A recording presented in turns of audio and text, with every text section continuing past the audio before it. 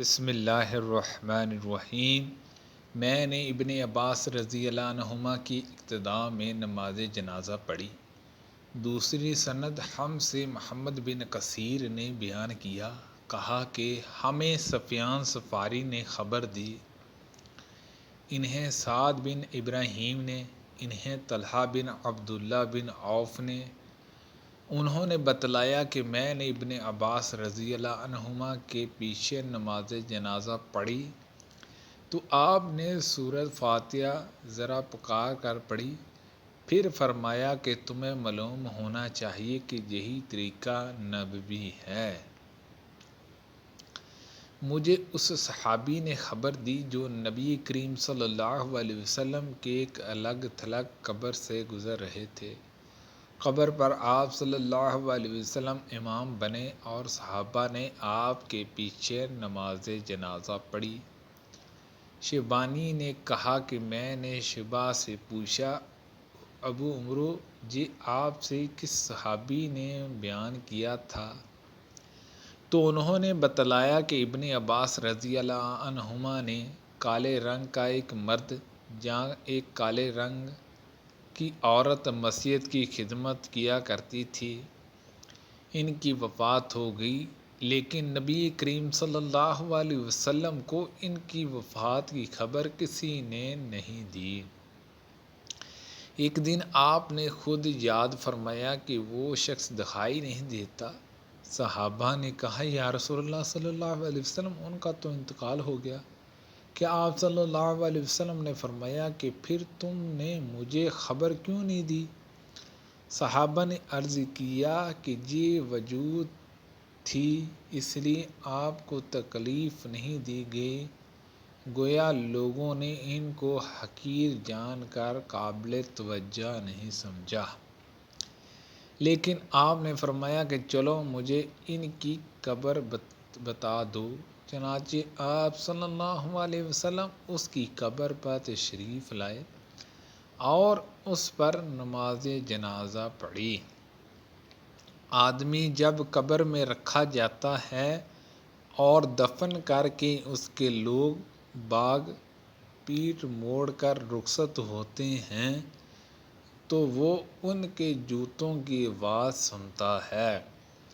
پھر دو فرشتے آتے ہیں، اسے بٹھاتے ہیں اور پوچھتے ہیں کہ اس شخص محمد رسول اللہ صلی اللہ علیہ وسلم کے متعلق تمہارا کیا عقیدہ ہے؟ وہ جواب دیتا ہے کہ میں گواہی دیتا ہوں کہ وہ اللہ کے بندے اور اس کے رسول ہیں۔ اس جواب پر اس سے کہا جاتا ہے کہ یہ دیکھ جہنم کا اپنا ایک ٹھکانہ، لیکن اللہ تعالیٰ نے جنت میں تیرے لیے ایک مکان اس کے بدلے میں بنا دیا ہے۔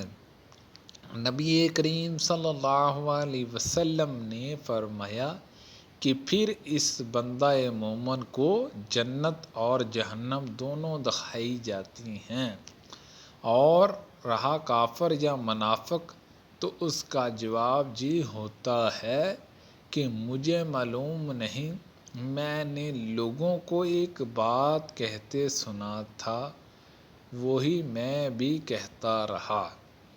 پھر اس سے کہا جاتا ہے کہ نہ تو نے کچھ سمجھا اور نہ اچھے لوگوں کی پیروی کی۔ اس کے بعد اسے ایک لوہے کے ہتھوڑے سے بڑے زور سے مارا جاتا ہے اور وہ اتنے بھیانک طریقے سے چیختا ہے کہ انسان اور جن کے سوا ارد گرد کی تمام مخلوق سنتی ہے۔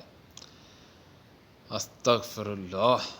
ملک الموت آدمی کی شکل میں موسیٰ علیہ السلام کے پاس بھیجے گئے۔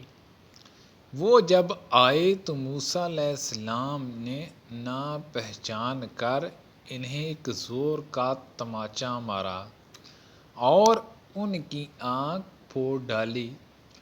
وہ واپس اپنے رب کے حضور میں پہنچے اور عرض کیا کہ یا اللہ، تو نے مجھے ایسے بندے کی طرف بھیجا جو مارنا نہیں چاہتا۔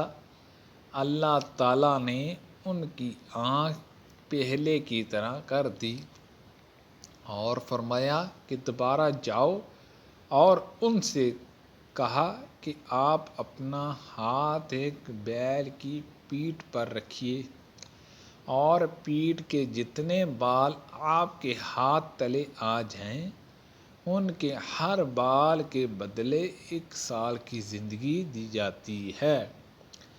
موسیٰ علیہ السلام تک جب اللہ تعالیٰ کا یہ پیغام پہنچا تو آپ نے کہا کہ اللہ تعالیٰ پھر کیا ہوگا؟ اللہ تعالیٰ نے فرمایا کہ پھر بھی موت آنی ہے۔ موسیٰ علیہ السلام بولے تو ابھی کیوں نہ آ جائے؟ پھر انہوں نے اللہ سے دعا کی کہ انہیں ایک پتھر کی مار پر ارض مقدس سے قریب کر دیا جائے۔ ابو ہریرہ رضی اللہ عنہ نے بیان کیا کہ نبی کریم صلی اللہ علیہ وسلم نے فرمایا کہ اگر میں وہاں ہوتا تو تمہیں ان کی قبر دکھاتا تاکہ لال ٹیلے کے پاس راستے کے قریب ہے۔ نبی کریم صلی اللہ علیہ وسلم نے ایک ایسے شخص کی نماز جنازہ پڑھائی جن کا انتقال رات میں ہو گیا تھا اور اسے رات ہی میں دفن کر دیا گیا تھا۔ آپ صلی اللہ علیہ وسلم اور آپ کے صحابہ کھڑے ہوئے اور آپ صلی اللہ علیہ وسلم نے ان کے متعلق پوچھا تھا کہ یہ کن کی قبر ہے؟ لوگوں نے بتلایا کہ فلاں کی ہے جس سے کل رات ہی دفن کیا گیا ہے۔ پھر سب نے دوسرے روز نماز جنازہ پڑھی۔ سبحان اللہ عز و جل۔ اللہ پاک سے دعا ہے کہ اللہ پاک ہم سب کو بھی قبر و آخرت کی تیاری کرنے کی توفیق عطا فرمائے۔ اللہ پاک ہم سب کو صحت و تندرستی عطا فرمائے۔ آمین بجاہ النبی الامین صلی اللہ علیہ وسلم۔